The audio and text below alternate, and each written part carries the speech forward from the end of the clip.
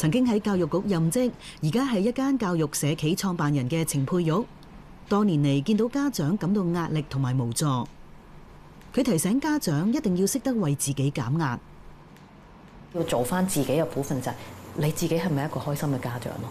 因為如果你懂得活得開心嘅話，其實你就係正正做到個榜樣，話俾個小朋友聽點樣做得開心。因為個擔心而化為一啲嘅情緒，小朋友跟住又會覺得壓力好大，大家都喺呢個罅縫之間去掙扎啊，咁就大家都冇一個好嘅生活質素。佢又話小朋友會感受到父母唔開心，可能會令自己有更大壓力，長遠落去亦都會破壞親子關係。同樣個子女都係覺得爸爸媽媽點解你會為咗我成績唔開心而唔開心呢？咁佢就覺得自己係一個罪疚，有個內疚感嚟。程佩玉話要設計適合一個地方嘅教育制度，涉及好多層面，好似文化同教育理念都係重要嘅因素。佢以北歐國家芬蘭為例，當地嘅小學教育就令佢印象難忘。芬蘭嘅老師，佢就係同我講，佢話我哋小三以下咧係唔俾分㗎。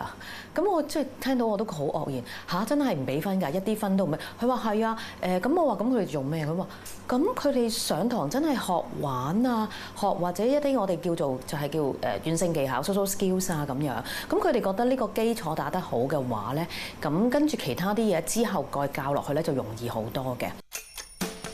究竟小朋友需要嘅生活係咩嘢啦？咁如果佢嘅生活，因為其實講緊係人啊，係需要生活啊，學習係佢生活嘅其中一樣嘢嚟嘅。咁究竟夠唔夠休息時間呢？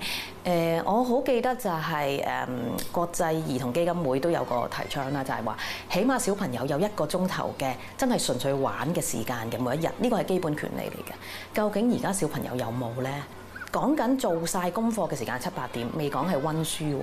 咁有冇一個基本嘅休息時間或者生活質素呢？